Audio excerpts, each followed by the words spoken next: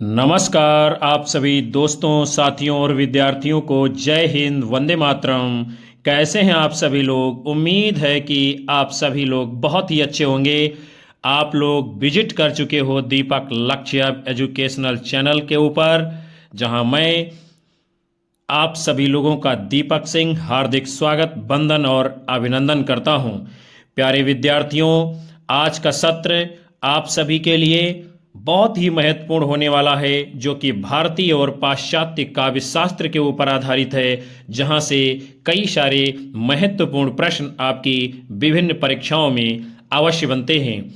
आप में से कोई चैनल के ऊपर पहली बार आया है तो सब्सक्राइब कर बेल आइकन दबाना बिल्कुल भी मत भूलना, ताकि आपको भी ऐसी ही आने वाली कक्षाओं का नोटिफिकेशन समय समय पर मिलता रहे।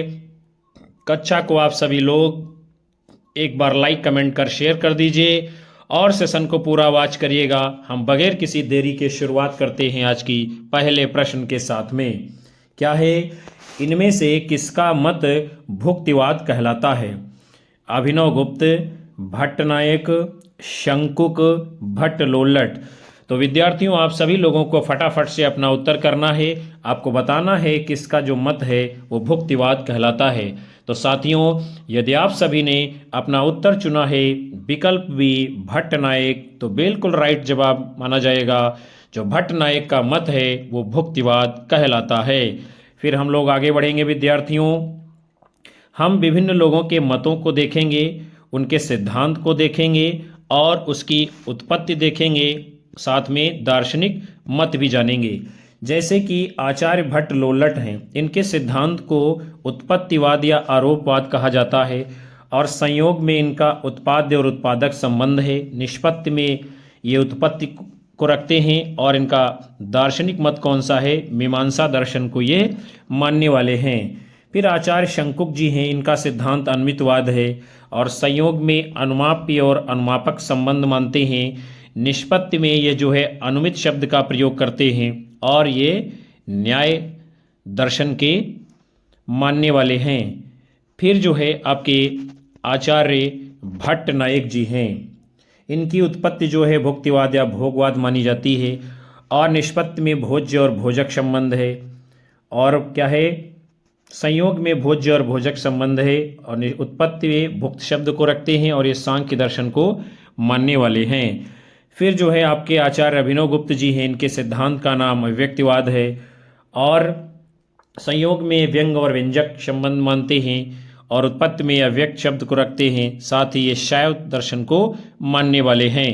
फिर हम सभी लोग आगे बढ़ते हैं विद्यार्थियों। अगले क्रम में आपका क्वेश्चन है, नाटक में दृश्य दिखाने या दृश्य परिवर्तन के लिए जो पर्दा काम में लाया जाता है उसे क्या कहते हैं? यवनिका, नेपथ्य, पटाक्षेप, उपयुक्त में से कोई नहीं। तो विद्यार्थियों, नाटक में दृश्य दिखाने या दृश्य परिवर्तन के लिए जो पर्दा काम में लाया जाता है उसे क्या कहते हैं? विकल्प ए, उसे यवनिका कहा जाता है। फिर जो है नेपथ्य शब्द का प्रयोग जो है विद्यार्थियों, रंगमंच के पर्दे अर्थात यवनिका के पीछे की जगह के लिए किया जाता है। अर्थात जो रंगमंच पर पर्दे के पीछे का स्थान होता है उसे कहते हैं नेपथ्य। इसे ही रंगमंच के पात्र अथवा नट वेशभूषा आदि के सज्जित होने के लिए प्रयोग करते हैं। पटाक्षेप किसे कहते हैं? रंगमंच में नाटक आदि में जब दृश्य परिवर्तन होते हैं या अंक समाप्ति पर जो पर्दा गिरता है, यानी पर्दा गिराने और हटाने की प्रक्रिया को क्या कहा जाता है? पटाक्षेप। फिर हम सभी लोग आगे बढ़ेंगे विद्यार्थियों। आपका अगला क्वेश्चन है, रस सूत्र के किस व्याख्याता ने रस निष्पत्ति की प्रक्रिया की पुष्टि चित्र तुरंग न्याय के आधार पर की है? शंकुक, अभिनव गुप्त, लोल्लट, भट्ट नायक। क्या होगा विद्यार्थियों उत्तर आपका? तो रस सूत्र के जो व्याख्याता हैं, रस निष्पत्ति की पुष्टि चित्र तुरंग न्याय के आधार पर करते हैं, उन आचार्य का नाम क्या है? तो यदि आप सभी का उत्तर आ रहा है विकल्प ए, आचार्य शंकुक, तो बिल्कुल राइट जवाब आप लोगों का माना जाएगा। फिर हम लोग विद्यार्थियों आगे बढ़ते हैं। भरत मुनि के रस सूत्र के व्याख्याता कौन कौन हैं? भट्ट लोल्लट, आचार्य शंकुक, भट्ट नायक और अभिनव गुप्त जी। भट्ट लोल्लट ने रस का भोक्ता वास्तविक राम आदि एवं नट को माना है। रस की स्थिति मूल पात्रों में माना है। भट्ट नायक जी ने सर्वप्रथम यानी कि पहली बार रस को ब्रह्मानंद सहोदर कहा है। क्या कहा है? ब्रह्मानंद सहोदर। किसको? रस को कहा है। अभिनव गुप्त के अनुसार, यानी ये क्या बताते हैं? अभिनव गुप्त के अनुसार स्थायी भाव सहृदय या सामाजिक के हृदय में वासना रूप में पहले से विद्यमान रहते हैं। आचार्य भट्ट लोल्लट के सिद्धांत का नाम है उत्पत्तिवाद या आरोपवाद और इनका दार्शनिक मत है मीमांसा दर्शन। शंकुक के सिद्धांत का नाम है अनमितवाद और इनका दार्शनिक मत है न्याय दर्शन। फिर आचार्य भट्ट नायक जी हैं, इनके सिद्धांत का नाम है भुक्तिवाद या भोगवाद और इनका दार्शनिक मत है सांख्य दर्शन। अभिनव गुप्त का सिद्धांत है अभिव्यक्तिवाद और इनका दार्शनिक मत है शैव दर्शन। फिर हम लोग आगे बढ़ेंगे। आपका अगला क्वेश्चन है, हिंदी के प्रथम अलंकार निरूपक आचार्य कौन हैं? भिखारी दास, मतिराम, केशवदास, चिंतामणि। तो विद्यार्थियों, हिंदी के जो प्रथम अलंकार निरूपक आचार्य माने जाते हैं उनका नाम क्या है? विकल्प बी, आचार्य केशव दास। फिर जो है हम लोग आगे देखते हैं, केशव दास जी की प्रमुख रचनाएं हैं जैसे कि रसिक प्रिया, कवि प्रिया, छंदमाल। ये सब क्या है? रीतिपरक ग्रंथ हैं। रसिक प्रिया जो है 16 प्रकाशों में विभक्त है। ये केशव दास जी की प्रौढ़ रचना मानी जाती है। केशव दास जी की अन्य रचनाएं हैं रामचंद्रिका, रतन बावनी, विज्ञान गीता, वीर सिंह देवचरित, जहांगीर, जस चंद्रिका। शुक्ल जी ने चिंतामणि त्रिपाठी जी को रीतिकाल का प्रवर्तक माना है। रीतिकाल का अंतिम कवि पद्माकर को स्वीकार किया है। किसने? आचार्य रामचंद्र शुक्ल जी ने। फिर विद्यार्थियों हम लोग आगे बढ़ चलते हैं। आपका अगला क्वेश्चन है, सूची 1 का मिलान जो है सूची 2 से करना है। क्या काम करना है हम लोग देखते हैं। एक तरफ क्या है? रचनाएं हैं, दूसरी तरफ उनके रचनाकार हैं। तो विद्यार्थियों पहले हम लोग सूची का मिलान करेंगे, फिर कूट के अनुसार अपना आगे जो है उत्तर देंगे।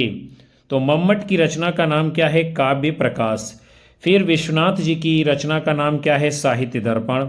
जयदेव की रचना का नाम है चंद्रालोक और दंडी की रचना का नाम है काव्यादर्श। तो यहाँ पर आपका सभी सही मिलान किया गया। फिर हम आगे कूट के रूप में देख लेते हैं कौन सा उत्तर सही है। तो वो है विद्यार्थियों विकल्प सी आपका राइट आंसर माना जाएगा। फिर आप सभी का अगला क्वेश्चन है, भारत के रस सूत्र में निहित संयोग का अर्थ भोज्य भोजक भाव, निष्पत्ति का अर्थ भुक्ति आस्वाद की स्थापना किस व्याख्याकार ने की है? भट्ट लोल्लट, अभिनव गुप्त, श्री शंकुक, भट्ट नायक।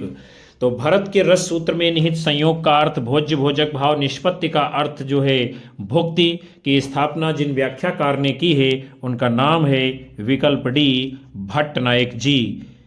फिर हम लोग आगे बढ़ चलते हैं।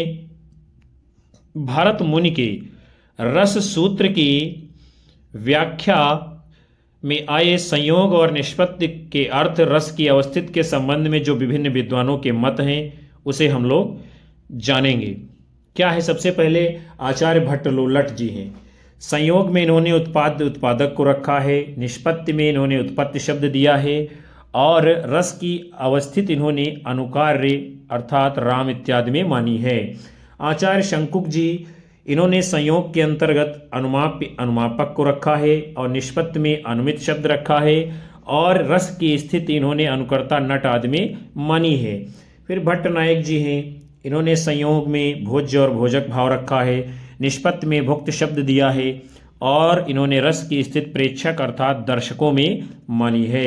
उसके बाद में अभिनव गुप्त जी हैं, संयोग में इन्होंने व्यंग्य और व्यंजक भाव को महत्व देते हैं और निष्पत्ति में अव्यक्त को रखते हैं और इन्होंने रस की अवस्थिति सामाजिक सहृदय में मानी है। फिर आगे बढ़ते हैं विद्यार्थियों। रस को ब्रह्मानंद सहोदर सर्वप्रथम किसने कहा है? तो रस को ब्रह्मानंद सहोदर सर्वप्रथम यानी पहली बार भट्ट नायक जी ने कहा है। क्या कहा है? ब्रह्मानंद सहोदर। आप सभी का अगला क्वेश्चन है, शब्दार्थों ते शरीरम रस आत्मा, ये कथन इनमें से किसका है? भरत मुनि, विश्वनाथ, राजशेखर, भामह। तो विद्यार्थियों, शब्दार्थों ते शरीरम रस आत्मा, ये कथन किसका है? आचार्य राजशेखर जी का। हम लोग आगे बढ़ते हैं, राजशेखर जी के अन्य कथनों को देखेंगे। बड़ी ही महत्वपूर्ण बात इन्होंने लिखी है, शब्दार्थयोर यावत सहभावेन विद्या साहित्य विधा। आचार्य भामा जी ने काव्य की परिभाषा दी है, शब्दार्थो सहितो काव्यम, यानी शब्द और अर्थ सहित जो रचना होगी वो काव्य कहलाएगी। आचार्य विश्वनाथ जी बताते हैं, वाक्यम रसात्मकम काव्यम, अर्थात जो वाक्य रस युक्त होगा वही जो है काव्य माना जाएगा। फिर हम सभी लोग आगे चलेंगे। अगले क्रम में आपका क्वेश्चन है, प्रज्ञा नव नवो उन्मेषशालिनी प्रतिभा मता किसकी उक्ति है? कुंतक, भट्ट लोल्लट, मम्मट, श्री भट्ट तौत। तो प्रज्ञा नव नवो उन्मेषशालिनी प्रतिभामता, ये कथन, ये उक्त किसकी है? विकल्प डी, आचार्य भट्ट तौत जी की। फिर हम लोग आगे बढ़ेंगे। ये जो विद्यार्थियों भट्ट तौत जी ने अपना मत प्रस्तुत किया है, इसका अर्थ क्या है? प्रतिभा उस प्रज्ञा का नाम है जो नित्य नवीन रसानुकूल विचार उत्पन्न करती है।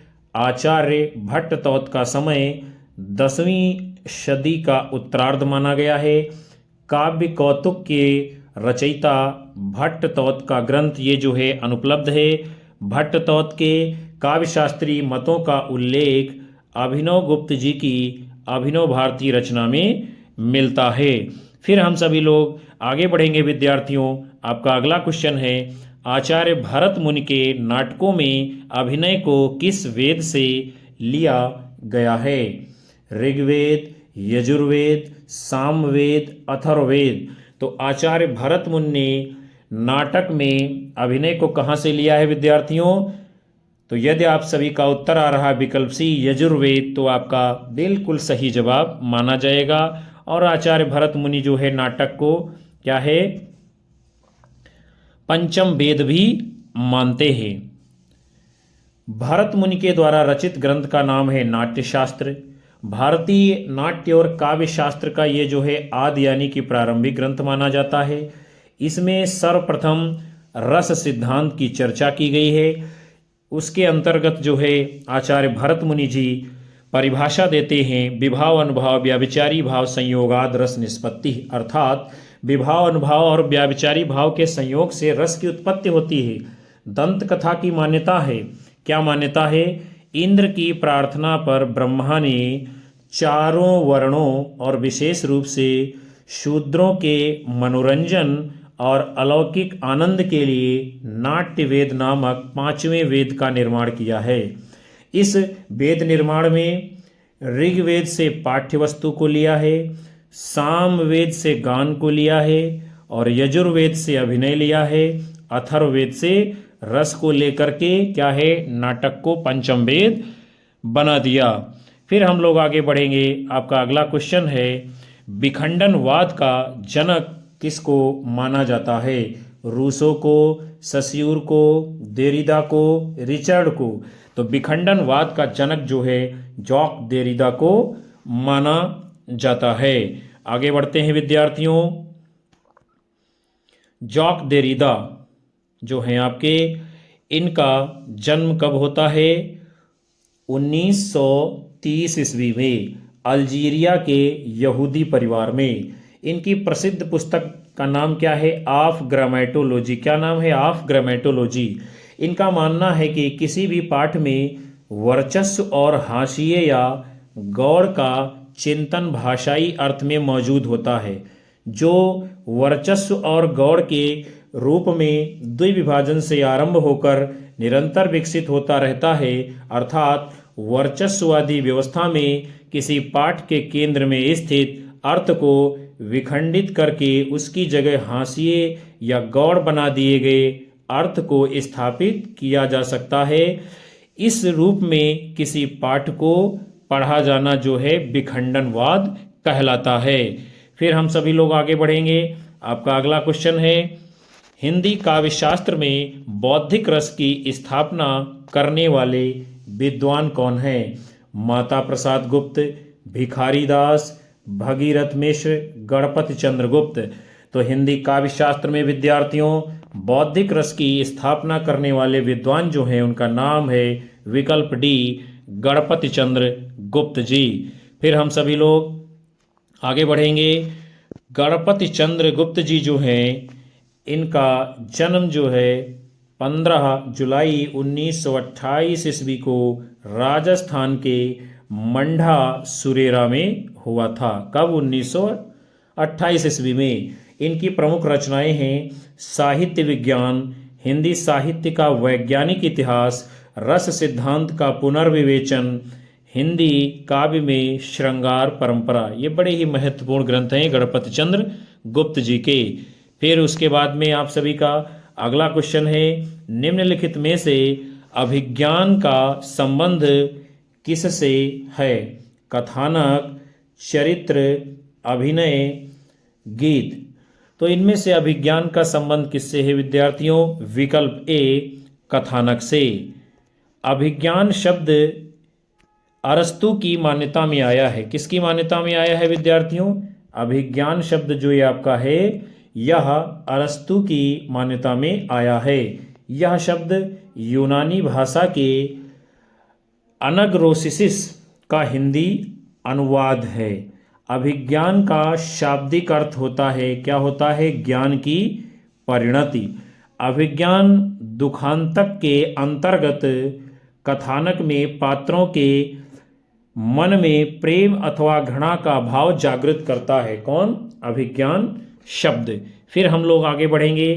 क्या है? नीचे दो कथन दिए गए हैं और एक कथन के रूप में लिखित है और दूसरा उसके कारण के रूप में है। चलिए पहले हम लोग देखते हैं और उसके बाद में नीचे विकल्पों की ओर बढ़ेंगे। क्या है विद्यार्थियों? कथन क्या है? जॉक देरिदा का मानना है कि पाठ का अर्थ पाठक तय करता है। फिर कारण इसका क्या है? क्योंकि पाठकों के मन की भिन्नता के कारण पाठ बहुअर्थी होता है। तो इसमें क्या है विद्यार्थियों? ये जो है दोनों सही हैं और जो आपका व्याख्या दी गई है वो भी आपकी सही मानी जाएगी। यानी उत्तर क्या है आपका? विकल्प ए और आर दोनों सत्य हैं और आर ए की सही व्याख्या है। जॉक देरिदा जो आपका है यह विखंडनवाद का प्रवर्तक माना जाता है। कौन? जॉक देरिदा। जॉक देरिदा का जन्म 1930 ईस्वी में अल्जीरिया में यहूदी परिवार में हुआ था। इसके गुरु का नाम क्या है? फूको अल्थ्यूरस। कौन है गुरु जॉक देरिदा का? Foucault Althusser. Of grammatology, write and difference 1978 ईस्वी इनके प्रमुख ग्रंथ हैं। पाल द मान विखंडनवाद के प्रबल समर्थक माने जाते हैं। कौन? पाल द मान विखंडनवाद के ये जो है प्रबल समर्थक माने जाते हैं।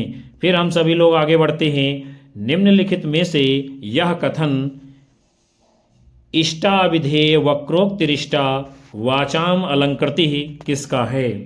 देखते हैं हम लोग। भामह, उद्भट, दंडी, वामन। तो ये कथन विद्यार्थियों इष्टाविधेय वक्रोक्तिरिष्टा वाचाम अलंकृति ये किसका है? विकल्प ए, भामह जी का। भामह ने काव्य अलंकार नामक जो है ग्रंथ की रचना की है जो कि 6 परिच्छेदों में विभक्त है। कितने? 6 परिच्छेदों में। निम्नलिखित में से कौन सा कॉलरिज का ग्रंथ नहीं है उसे आपको बताना है। The table talk, letters, lectures on Shakespeare, Elizabethan essays. तो इनमें से जो कॉलरिज के ग्रंथ नहीं है विद्यार्थियों तो आपका द टेबल टॉक और जो है एलिजाबेथन एसेज ये दोनों ग्रंथ जो है इनके नहीं हैं। फिर हम लोग आगे बढ़ते हैं। एलिजाबेथन एसेज ये जो ग्रंथ है विद्यार्थियों किसका है? इसको लिखा है टी.एस. एलियट जी ने। और द टेबल टॉक ये किसका? विलियम हेजलिट का ग्रंथ है। कॉलरिज के ग्रंथों के नाम क्या हैं? Letters, lectures on Shakespeare, Biographia Literaria, church and state, confessions of inquiring spirit, the friend, aids to reflection. ये सभी ग्रंथ किसके हैं? सैमुअल टेलर कॉलरिज के। फिर आगे बढ़ते हैं, अगले क्रम में आपका क्वेश्चन है, निम्नलिखित में से इतिहास दर्शन से मूलतः संबंधित विचारक हैं? वाल्तेयर, हेरोदोतस, विको, कांट। तो जो इतिहास दर्शन से संबंधित विचारक हैं उनका नाम क्या है? विकल्प ए वाल्तेयर। आगे बढ़ेंगे, वाल्तेयर का मूल नाम क्या है विद्यार्थियों? फ्रांसिस मेरी एरोते। क्या है? फ्रांसिस मेरी एरोते। ये वाल्तेयर नाम से रचना करते हैं। इनका जन्म पेरिस में 21 नवंबर 1694 ईस्वी में हुआ है। इन्होंने नाटक, दर्शन, व्यंग और काव्य शास्त्र पर रचनाएं लिखी हैं और साथ में ये बंधी बंधाई परंपराओं का विरोध करते हैं। कौन? वाल्तेयर जी। फिर आपका अगला क्वेश्चन है, निम्नलिखित ग्रंथों को सही अनुक्रम में हमें क्या करना है? लगाना है। Republic, mind in the modern world, practical criticism, essays, ancient and modern. विकल्प हैं आपके 1 3 4 2, 2 3 4 1, 3 1 2 4, 4 2 3 1। तो इनमें जो विद्यार्थियों आपका सही अनुक्रम माना जाएगा विकल्प ए राइट आंसर होगा आपका 1 3 4 2। फिर हम लोग आगे बढ़ चलते हैं, ये जो ग्रंथ किसके हैं, कब प्रकाशित हुए हैं, उसे हम लोग देखते हैं। जैसे रिपब्लिक, ये रचना किसकी है? प्लेटो की है।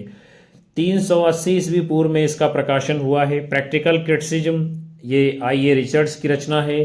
1929 में इसका प्रकाशन होता है। एसेज, एंशियंट एंड मॉडर्न, ये इसके लेखक कौन है? टॉमस स्टर्न इलियट यानी टी.एस. इलियट। इसका प्रकाशन 1936 ईस्वी में हुआ है। Mind in the modern world, इसके लेखक हैं लियोनेल ट्रिलिंग और इसका प्रकाशन हुआ है रचना का 1972 ईस्वी में। फिर हम लोग अगले क्वेश्चन को देखते हैं, निम्नलिखित में से भोजराज की पुस्तक कौन सी है? अभिनव भारती, काव्य कौतुक, व्यक्ति विवेक, श्रृंगार प्रकाश। तो इनमें से जो भोजराज की पुस्तक है उसका नाम है विकल्प डी श्रृंगार प्रकाश। और इनका एक अन्य ग्रंथ बहुत प्रसिद्ध है, उसका नाम है सरस्वती कंठाभरण। फिर हम लोग आगे देखते हैं, जो भोजराज जी आपके हैं इनका समय जो है कितना माना जाता है?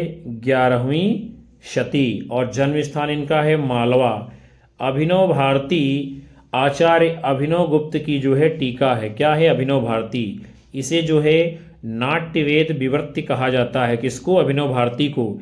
व्यक्ति विवेक, यह जो है महिम भट्ट जी की रचना है और महिम भट्ट जी का समय 11वीं शती का पूर्वार्ध माना जाता है। और इनका जन्म कहाँ होता है महिम भट्ट जी का? कश्मीर में। काव्य कौतुक, ये भट्ट तौत का ग्रंथ है। किसका है? काव्य कौतुक भट्ट तौत का, जिस पर अभिनव गुप्त जी ने काव्य कौतुक विवरण नाम की जो है टीका लिखी थी।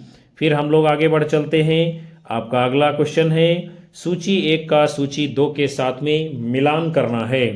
यानी एक तरफ है रचनाएं और दूसरी तरफ है उनके रचनाकार, तो हम लोग करेंगे मिलान और बाद में नीचे कूट के अनुसार उत्तर को देखेंगे। तो सबसे पहले कौन है? राजशेखर जी।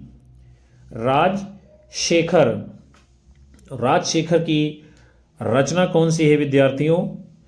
फिर भट्टनायक जी हैं, इनकी रचना कौन सी है? विश्वनाथ की रचना कौन सी है? और अभिनव गुप्त की रचना कौन सी है? तो राजशेखर की रचना का नाम क्या है विद्यार्थियों? आपका उत्तर होगा विकल्प 4 काव्यमीमांसा। भट्टनायक जी की रचना का नाम क्या है? हृदय दर्पण। विश्वनाथ जी की रचना का नाम क्या है? साहित्य दर्पण। और अभिनव गुप्त जी की रचना का नाम क्या है? अभिनव भारती। फिर जो है हम लोग अब देखेंगे आगे क्रम में कौन सा कूट उत्तर के रूप में सही है, तो वो है आपका विकल्प बी राइट आंसर माना जाएगा। फिर आप सभी का अगला क्वेश्चन है, निम्नलिखित में से किसका संबंध मनोविश्लेषणवाद से नहीं है? कामवृत्ति, पाठ संरचना, अहम, मनोविश्लेषण पद्धति। तो इनमें से जिसका संबंध मनोविश्लेषणवाद से नहीं है विद्यार्थियों, आपका उत्तर है विकल्प बी, पाठ संरचना और काम वृत्ति, अहम, मनोविश्लेषण पद्धति, इन सब का संबंध जो है मनोविश्लेषणवाद से है। आगे बढ़ते हैं हम लोग। मनोविश्लेषणवाद के प्रवर्तक कौन है विद्यार्थियों? Sigmund Freud. कौन है? सिगमंड फ्रायड है मनोविश्लेषणवाद के प्रवर्तक। फ्रायड ने जो है मानव मन का गहन अध्ययन करने के बाद जिस सिद्धांत का वो निरूपण करते हैं उसका नाम है मनोविश्लेषणवाद। फ्रायड ने मन पर शासन करने वाली 3 शक्तियां बताई हैं। कितनी? 3 शक्तियां। कौन कौन सी? इदम, अहम और परम। ये 3 शक्तियां बताई हैं जो मन के ऊपर शासन करती हैं। इनमें से इदम का संबंध काम वृत्ति से है, काम प्रवृत्ति से है, जिसे फ्रायड जो है लिबिडो कहता है। क्या कहता है? लिबिडो। अहम इदम का वो अंश है जिसका विकास बाहरी पर्यावरण में होता है। यानी जो अहम है वो इदम का ही अंश है, लेकिन इसका विकास कहाँ होता है? बाहरी पर्यावरण में। तो प्यारे विद्यार्थियों और साथियों, आज के इस खूबसूरत सेशन को हम यहीं पर समाप्त करते हैं, जिसके अंतर्गत आप सभी लोगों ने आज के इस सेशन में भारतीय और पाश्चात्य काव्यशास्त्र के वैकल्पिक प्रश्नों की श्रृंखला को देखा, जाना, समझा। हमें उम्मीद है कि ये सेशन आपको पसंद आएगा और यहाँ से प्रश्न आपकी परीक्षाओं के लिए कारगर सिद्ध होंगे। कक्षा को लाइक करिए, कमेंट करिए, शेयर मारिए और अपने अधिकतम साथी मित्रों को हमारे चैनल से जोड़ते रहिए और हम आप सभी को लगातार कक्षाएं देते रहेंगे। मिलेंगे आप सभी को पुनः अगले सेशन में। तब तक के लिए नमस्कार, जय हिंद, वंदे मातरम, बाय बाय, शुभ रात्रि आप सभी लोगों को।